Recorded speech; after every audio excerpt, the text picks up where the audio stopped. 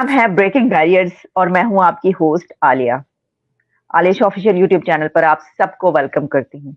इस वक्त इंडिया में एक इतना बड़ा इवेंट होने जा रहा है। अब से कुछ घंटे के बाद राम मंदिर की सेरेमनी, प्राण प्रतिष्ठा, जिसकी गूंज इस वक्त पूरी दुनिया में सुनाई दे रही है। सिर्फ भारत नहीं, सिर्फ पाकिस्तान नहीं, बल्कि इसकी बात पूरी दुनिया में की जा रही है। एक ऐसी सेरेमनी जिसमें हजारों लाखों की तादाद में लोग शामिल हो रहे हैं और दुनिया के जो लीडर्स हैं उनकी तरफ से मुबारकबादें दी जा रही हैं। बल्कि मैं तो ये भी देख रही थी कि बल्कि पहले मैं अपने मेहमान का तारुफ करवाऊं, फिर हम आगे गुफ्तगू करेंगे। हमारे प्रोग्राम में आज काफी अरसे के बाद शामिल हो रहे हैं संजय दीक्षित जी, जो कि ऑथर हैं, राइटर थैंक यू फॉर हैं, इनवाइटिंग मी। जी पब्लिक स्पीकर हैं और जयपुर डायलॉग में आप उनको देखते हैं। तो किसी तारुफ के मोहताज नहीं है। Sanjay ji, thank you so much for joining my show. बहुत थैंक शुक्रिया यू कि वेरी आप आए। Much for inviting me. Sanjay ji, जिस तरह मैंने कहा कि इतना बड़ा ये एक इवेंट होने जा रहा है कि जिसमें मैं देख रही थी कि बल्कि यहाँ तक हुआ खबर एक आई कि जो अमेज़न है वो भी एक मिठाई जब अपनी वहां पर सेल कर रहा है तो उसने उसके नाम से राम मंदिर की जो प्रसाद है उसके नाम से मिठाई उन्होंने सेल करनी शुरू की, तो उनको फिर नोटिस पहुंच गया और उनको कहा गया कि ये सही बात नहीं है। यहाँ तक हुआ है।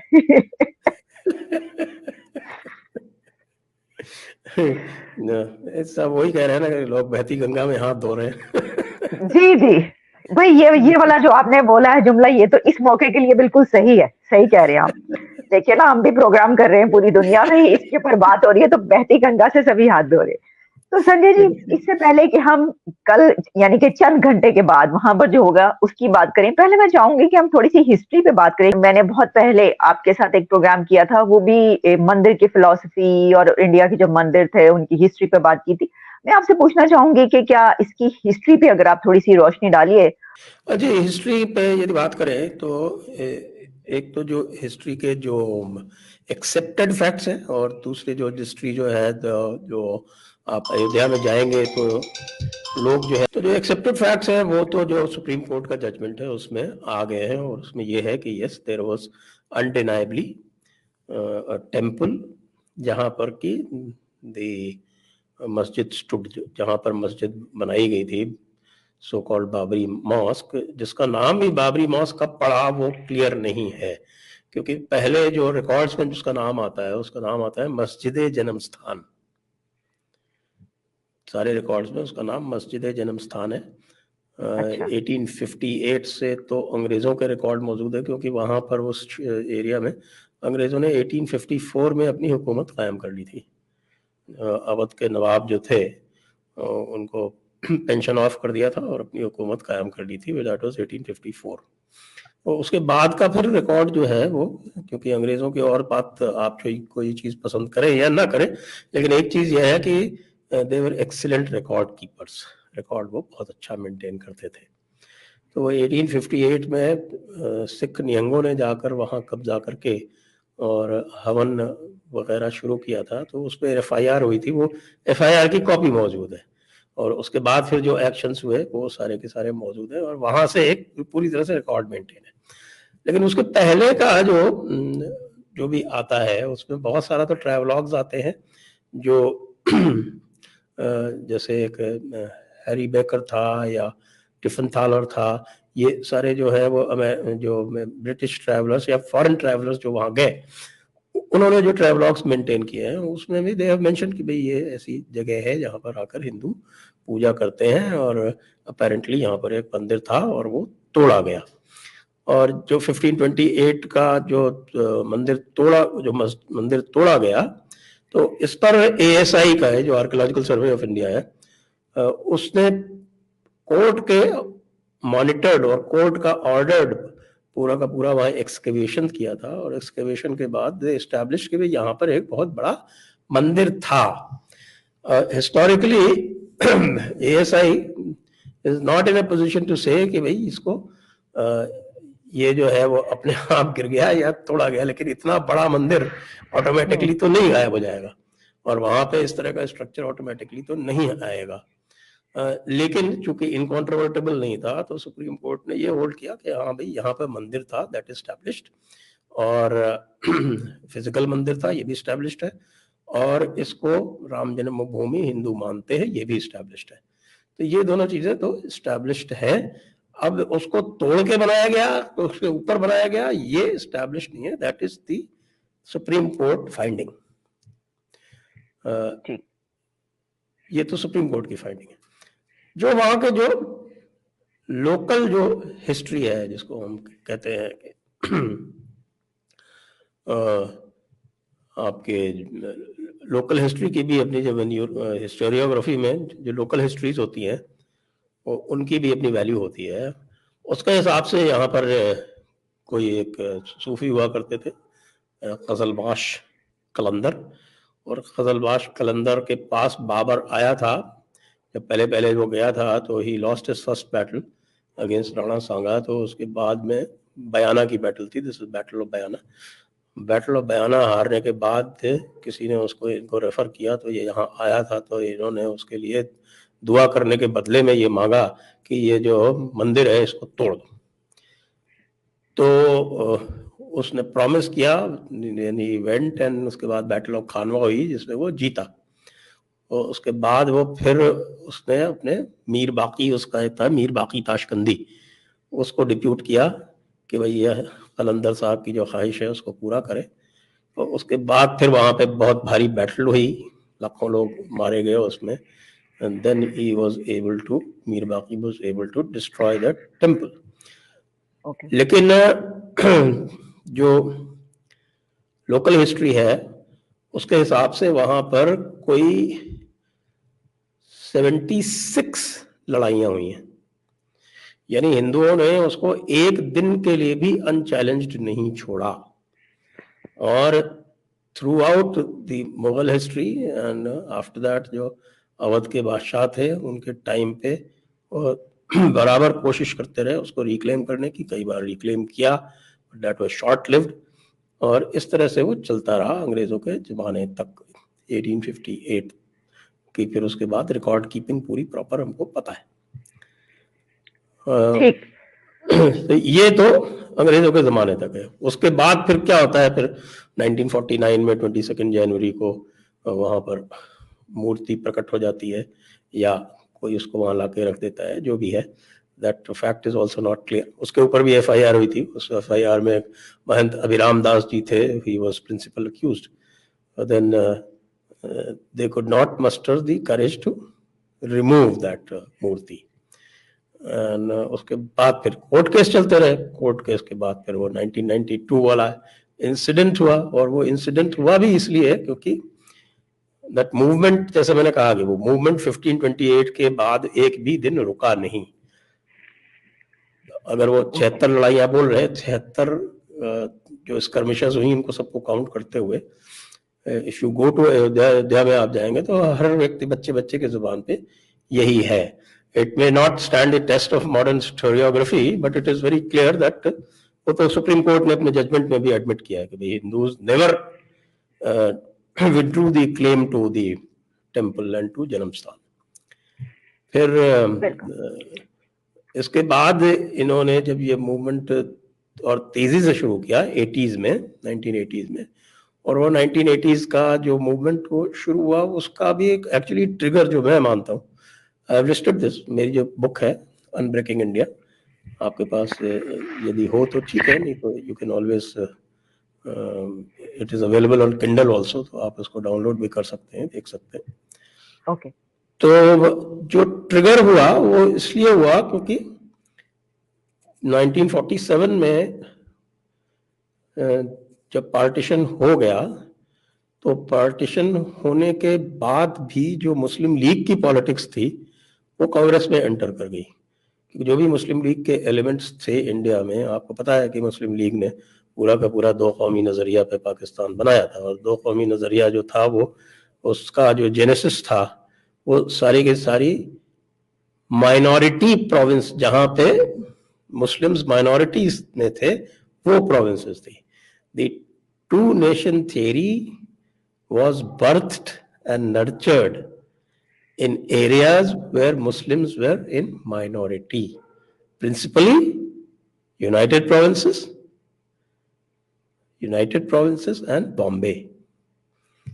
बंगाल में और पंजाब में जहां पर मुस्लिम्स है ऑलरेडी इन सब्सटैंशियल नंबर, वहां को कोई परेशानी भी नहीं थी, वहां से कोई डिमांड नहीं आई थी। डिमांड सारी की सारी पाकिस्तान की यहां से उठी। और आफ्टर पाकिस्तान वाज क्रिएटेड, तो out of 3.5 crore Muslims in India, only 72 lakhs went to Pakistan. और जो वापस रह गए यहाँ पे, ये सारे के सारे वही थे जिन्होंने पाकिस्तान बनाने के लिए वोट दिया था। तो उसके बाद फिर जो मौलाना आज़ाद थे, उन्होंने क्या किया कि ये जो सारे एलिमेंट्स थे, इनको उन्होंने कांग्रेस में इंटीग्रेट करने की कोशिश की। He was largely successful except for Kerala, क्योंकि केरला में वो जो मुस्लिम लीग के एलिमेंट्स थे, उन्होंने कांग्रेस नहीं ज्वाइन किए, वो अपनी इंडियन यूनियन मुस्लिम लीग बना के अलग हुए। तो वो जो मुस्लिम लीग की पॉलिटिक्स का जो वायरस था, वो कांग्रेस में भी एंटर कर गया। और in another 15-20 years it resurfaced, or it took rebirth, as you can say, in the form of what is called the All India Muslim Personal Law Board.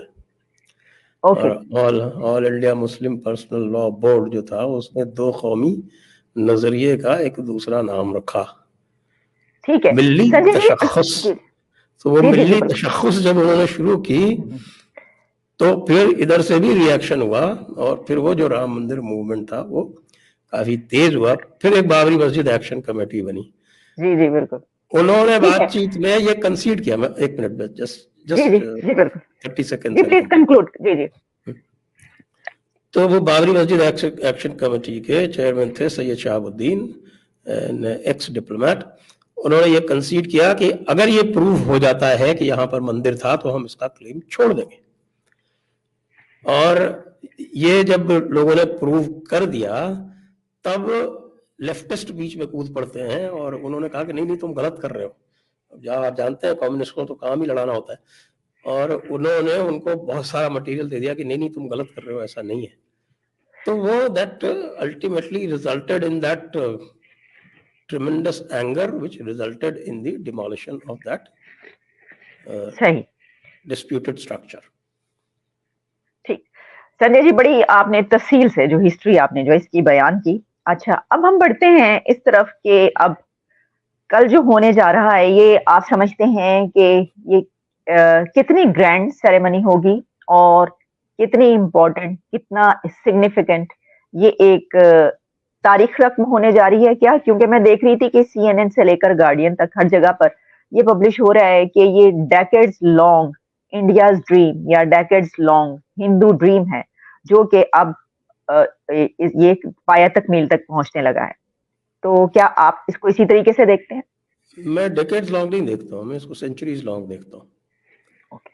Centuries long इसलिए भी देखता हूँ कि this is historical event not just in India, ये एक global historical event है। Global historical event इसलिए है कि जो एब्राहमिक रिलीजन्स हैं, उन्होंने जब से ये सागा ऑफ डिस्ट्रक्शन शुरू किया, started with Christianities. Roman Empire जब वो क्रिश्चियन हाथों में गई, when Constantine converted to Christianity, उसके बाद से destruction of the Roman culture, जिसको पेगन कल्चर बोलते हैं, उसके जो टेम्पल्स थे, उसके जो सिंबल्स थे, उनका डिस्ट्रक्शन शुरू हुआ। पहले ईस्टर्न रोमन एम्पायर में, उसके बाद फिर आपके प्रॉपर रोम में, फिर ऑल ओवर यूरोप, और उसके बाद फिर कॉलोनीज में। फिर 7th सेंचुरी में इस्लाम आया। इस्लाम ने क्रिश्चियनिटी के ये जो क्रिश्चियनिटी का जो आइकनोक्लाज्म था, वो एक तरह से अडॉप्ट कर लिया, और they also went about destroying things.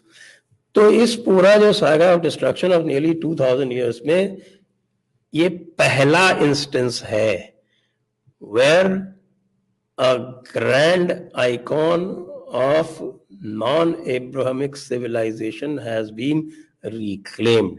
So it is not just a Hindu renaissance, it is a renaissance for all non-Abrahamic religions the world over. Okay तो इसमें मैं ये भी देख रही थी कि आप ही के राजस्थान के एक स्कल्पटर हैं जिन्होंने जो पेंसिल की टिप पर जो मूर्ति है उसकी वो इतना इस सबसे कहा जा रहा है कि स्मॉलेस्ट वो बनाया है। ये सारी चीजें क्योंकि आ रही हैं तो इसको मैं देख रही थी। तो जो कल की सेरेमनी है उसमें क्या-क्या होगा? एक तो ये कि जो आपके वज़ीर आज़म हैं नरेंद्र मोदी साहब उनकी स्पीच होगी और नहीं, आप स्पीच वहां नहीं होगी, वो दैट इज अच्छा, रॉन्ग। अच्छा, स्पीच इज वो पब्लिक स्पीच उनका, that is a separate. The 12:05 is the muhurat okay, and okay, it is an 84 second muhurat. तो पूरी की पूरी जो सेरेमनी है वो 12:07 तक पूरी हो जाएगी और वो वहाँ एंड हो जाएगा। उनकी पब्लिक स्पीच फिर बाद में है और वो पब्लिक स्पीच है at 1 PM at a separate place. वो मंदिर अच्छा, कैंपस में नहीं है, it is not in the temple campus. ठीक। तो सर हमने सुना है कि बहुत स्टार्स भी आ रहे हैं और सेलिब्रिटीज़ बाहर से भी लोग आ रहे हैं, इंडिया के बाहर देखिए से भी अबाउट काफ़ी। 7,500 पीपल आर इनवाइटेड। तो 7,500 में 5,000 आर कॉमनर्स और 5,000 कॉमनर्स और उनकी फैमिलीज वो लोग हैं जो इस पूरे मूवमेंट में जिन्होंने पार्टिसिपेट किया है ओवर द लास्ट 40-50 ईयर्स और लॉन्गर। और बाकी जो 2,500 हैं उसमें बहुत सारे लोग हैं, उसमें आपके स्पिरिचुअल लीडर्स हैं, स्कॉलर्स हैं, पॉलिटिशियंस हैं, celebrities from all walks, sports celebrities हैं, फिल्म सेलिब्रिटीज हैं, आर्टिस्ट्स हैं, सिंगर्स हैं, पेंटर्स हैं, हर तरह के वॉक्स में। बट वहाँ पर बैठने की जगह करीब 7,500 की ही है, तो it is limited to that. Okay, मैं ये भी पढ़ रही थी कि इस एक दिन की वजह से और वहां पर क्योंकि अब राम मंदिर बन गया तो इसकी वजह से जो अयोध्या की इकोनॉमी है और जो बिजनेस है बहुत बूम पर है और इससे भी इंडिया की इकोनॉमी जो है बेहतर हो रही है। क्या ये बात सही है? ये बात बिल्कुल सही है। एक्चुअली मैं तो इस पर बहुत सारे एपिसोड्स कर चुका हूँ जयपुर डायलॉग्स पे, स्पेशली माय टॉक्स विद अंकित शाह। अंकित शाह की जो प्लेलिस्ट है उस पर जाकर आप देखेंगे तो उसमें ये जो टेम्पल इकोनॉमी का जो पुराना जो कॉन्सेप्ट है इंडिया का, कि India dominated the global GDP for thousands and thousands of years without oppressing anybody, without colonizing anybody, without causing destruction to nature। ये सब किए बिना कैसे था कि 35% 40% जीडीपी जो थी वो भारत के पास थी और उसके सेंटर में यह टेम्पल इकोनॉमी थी, because temple was the heart of India civilisation. और जो लोग कहते हैं कि भाई temples were attacked, of course temples were attacked by the Islamists for their belief, क्योंकि उनको जो है वो शिर्क मिटाना था। शिर्क मिटाने के साथ साथ because temples were also centres of wealth, तो वहां से उनको वेल्थ भी बहुत लूट के ले जाते थे। They used to plunder. माले गनीमत का कॉन्सेप्ट आप जानती हैं, साथ में और भी चीजें थी। और ब्रिटिश के लिए जो था वो they targeted the temples because the temples were also centers of civilization, centers of education, centers of culture। ये जो भी आप भारत का जितना भी आप देखते हैं कि ये थिएटर है, डांस है, ड्रामा है, पेंटिंग है, ये सब सेंटर्ड अराउंड टेम्पल्स थी। तो टेम्पल्स जो है वो दे वर जनरेटर्स ऑफ ग्रेट वेल्थ, और वो जो जनरेशन ऑफ वेल्थ होता था उसका एक छोटा सा एग्जाम्पल आप अयोध्या की इकोनॉमी से देख रही हैं। और नॉट जस्ट अयोध्या की economy, यूपीज economy is now number 2। ये बीमारू स्टेट्स में हुआ करता था, हमारे यहाँ कुछ बीमारू स्टेट्स होती थी एक जमाने में, बिहार, मध्य प्रदेश और राजस्थान, यूपी, ये जो 4 स्टेट थी इनको बीमारू स्टेट कहते थे, क्योंकि बीमारू स्टेट्स का मतलब वो हर चीज में, हर इंडेक्स में, चाहे वो ह्यूमन रिसोर्स इंडेक्स हो, कोई इकोनॉमिक इंडेक्स हो, मैन्युफैक्चरिंग इंडेक्स हो, हर एक में बॉटम पे हुआ करती। आज यूपी जो है वो नंबर 2 पे पहुंच गया और नंबर 2 पहुंचने में बहुत सारा जो एक इनका कंट्रीब्यूशन है वो टेम्पल इकोनॉमी का भी है। जैसे काशी का कॉरिडोर बनाया, काशी में the footfall has increased 10 times. Kashi means Varanasi, which is the constituency, the Lok Sabha constituency, parliamentary constituency of Narendra Modi ji. वहाँ पे 10 टाइम्स फुटफॉल बढ़ गया। तो इस तरह से वो पूरा का पूरा जो ओल्ड सिस्टम है उसको एक मॉडर्न थीम देके और एक बहुत ही बढ़िया जिसको कह सकते हैं कि एक amalgamation of tradition with modernity किया गया है और दैट इज वर्किंग। ठीक। अच्छा, आपने क्योंकि इकोनॉमी की बात भी किया, बताया आपने बड़ी तफसील से, तो इकोनॉमी में तो एक और बड़ी खबर जो है हमने ये भी देखी कि अब बोइंग भी आ गया इंडिया, और दुनिया की जो बड़ी से बड़ी कंपनी है वो आपकी तरफ पहुंच रही है। तो वो आपके वजीर आजम ने कहा कि वो दिन दूर नहीं है कि जब एयरक्राफ्ट जो है वो सब कॉन्टिनेंट में बनेगी। देखिए बोइंग तो जो है आप ये देखिए कि what is the global deep state. Global deep state के जो सबसे बड़ी जो कंपनीज हैं वो कौन है? BlackRock, vanguard.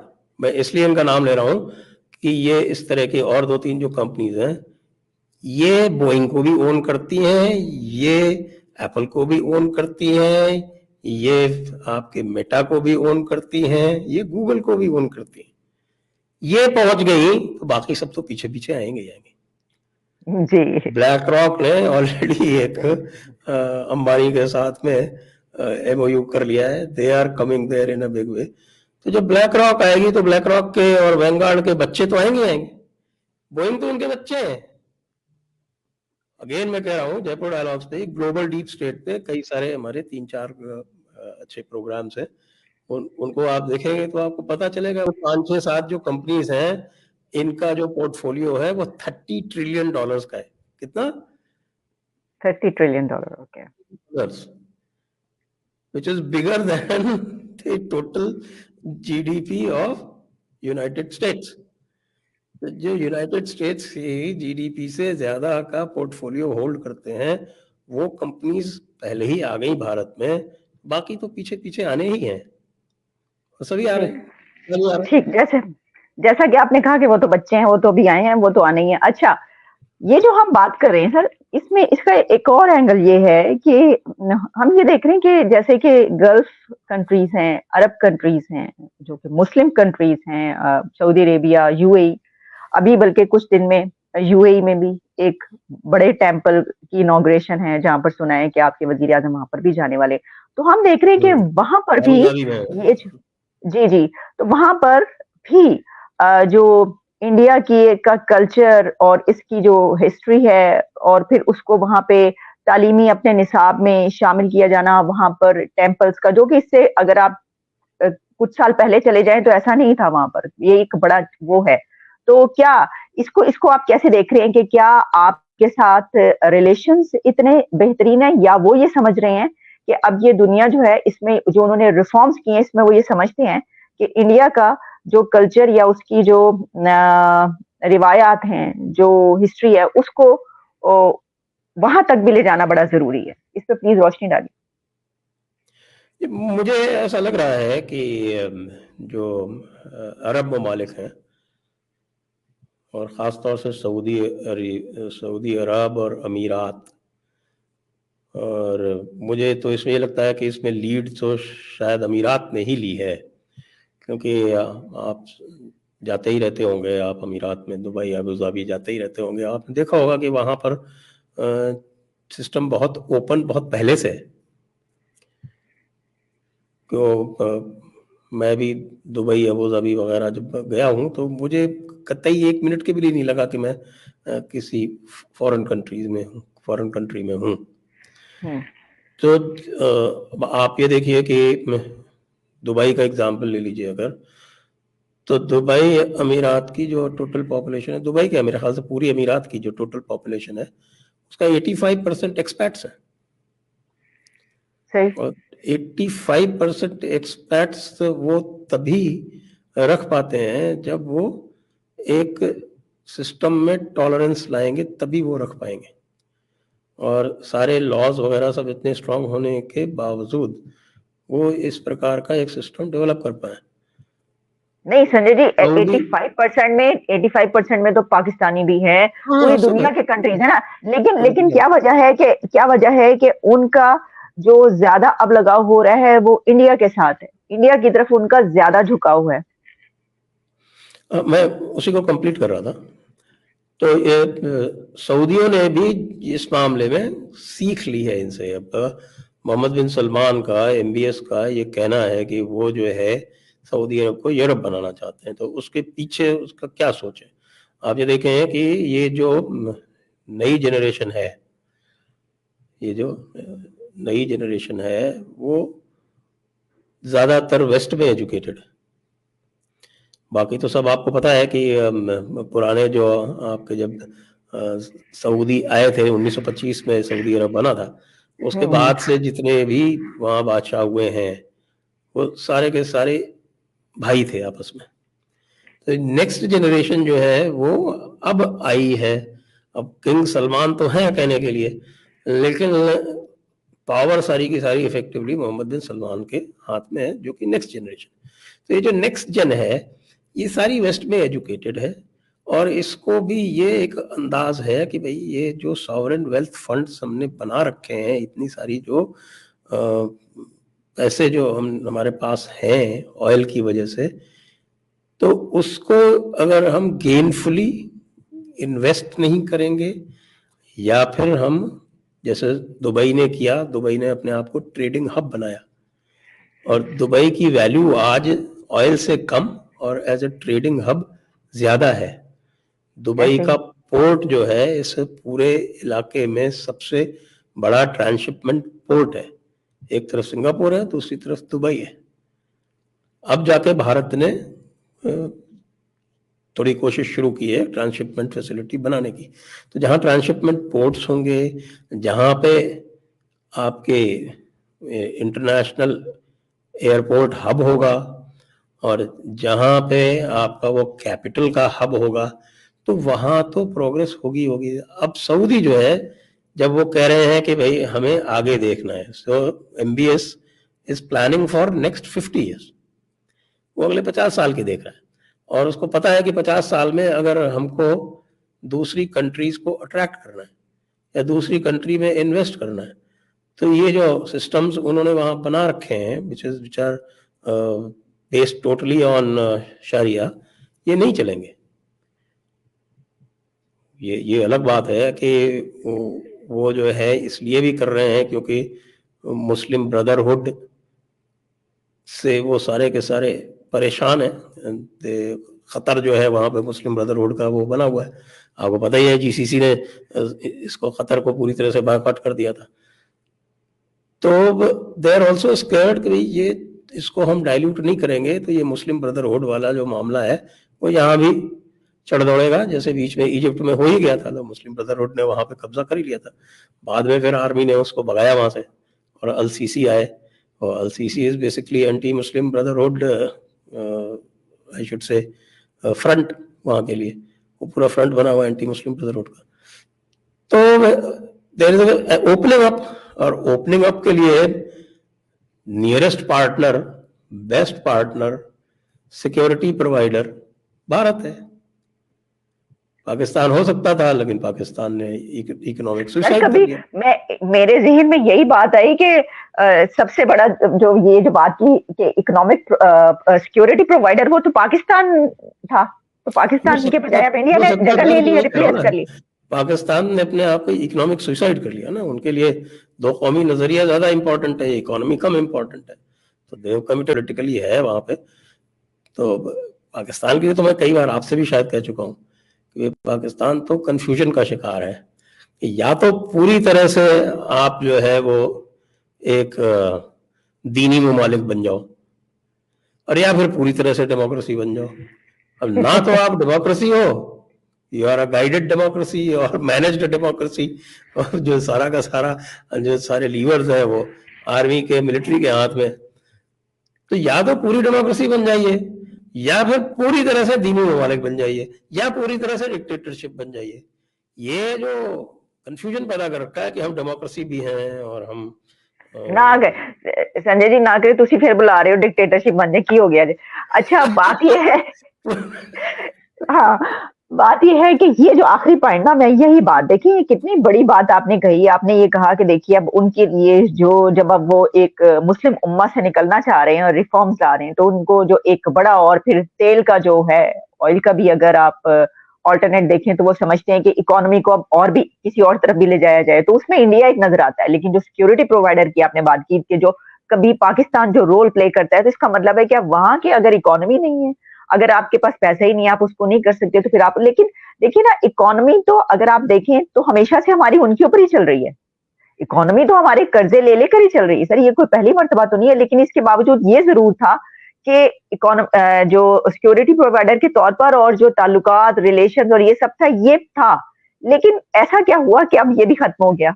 क्योंकि पैसा तो पहले भी नहीं था सर हमारे पास, कौन सा इतना ज्यादा था, वही देते थे। मुझे लगता है कि पाकिस्तान की इज्जत भी चली गई है। Sorry to say that, but I don't think Pakistan is now respected by the Arabs.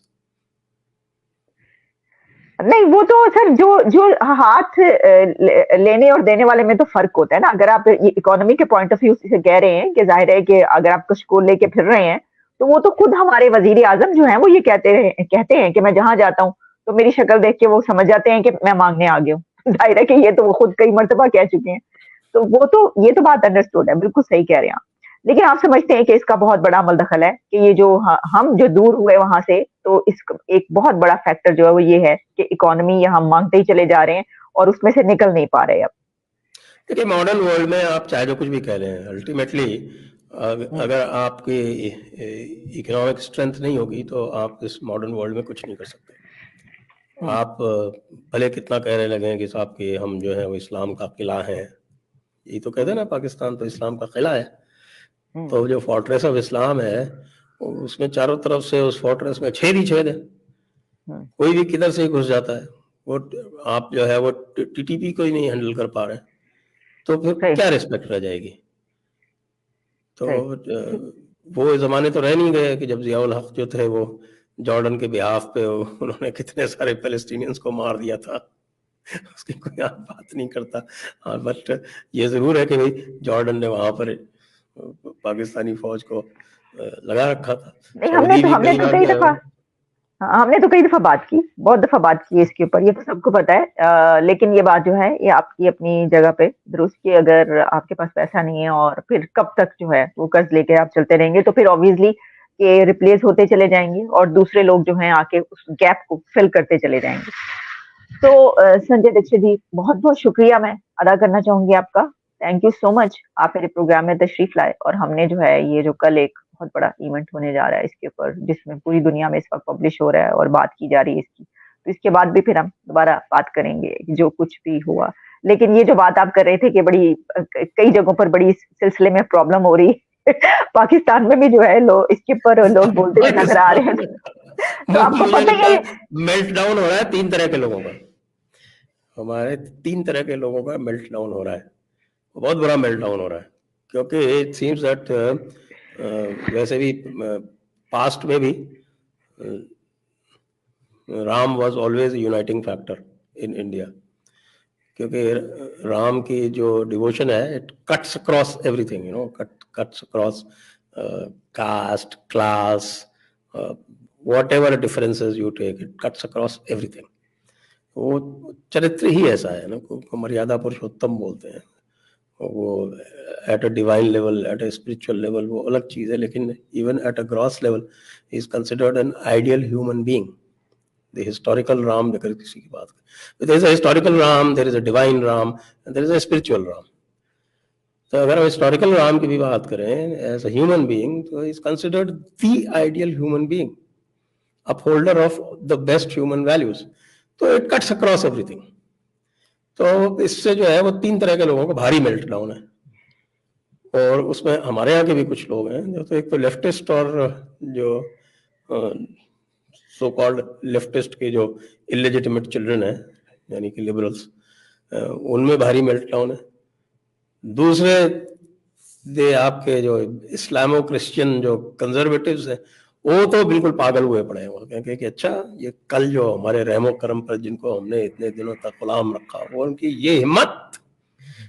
तो वो है वो you can see that in Pakistan also somebody sir वो like तो Parvez Hood comes across and says कि in any case he वो तो doesn't understand Hinduism at all। ये मेरी बहुत पहले से ये है कि बहुत सारे जो प्रोग्रेसिव जो हैं पाकिस्तान में सर वो वो जो से कम है। नहीं नहीं संजय जी, हुद भाई जो है ना बहुत ही ज्यादा मेरे फेवरेट हैं। तो वो जब उनको बुलाएंगे सामने होंगे तो इसके ऊपर डिबेट करेंगे। लेकिन ये जो अभी आपने बात की ना, इसके ऊपर मैं ये बात करना चाहूंगी कि अभी आप कह रहे हैं, बात कर रहे हैं ना, तो ये तो हमने वो भी देखा कि भाई इस वक्त जो इस्लामिस्ट है उनके अंदर तो बहुत ज्यादा एक घमसान का रन पड़ चुका है। तो जब स्मृति ईरानी आपकी वहां पर पहुंची सऊदी अरेबिया, तो तब भी ऐसे ही घमसान का रन वो तो भाई उसका बेस्ट एग्जांपल तो आपके लाल टोपी है। सर बड़े गुस्से में, बहुत गुस्से में वो। लाल लाल टोपी से कहिए कि तुरंत जो है वो तलवार निकाल के सऊदी अरब के ऊपर हमला कर दे। वैसे भी जो कोड़े वहां पड़े थे उसके, वो वैसे भी नाराज रहता है उनसे। सर बस बहुत गुस्से में ना करें, हमारे ऊपर भी गुस्से में होंगे। तो Sanjay ji thank you so much. बहुत शुक्रिया आपका कि आप प्रोग्राम में तशरीफ लाए। दोबारा भी आपसे बात होगी। Thanks a lot. Thank you very much. Thank you, thank you, thank you.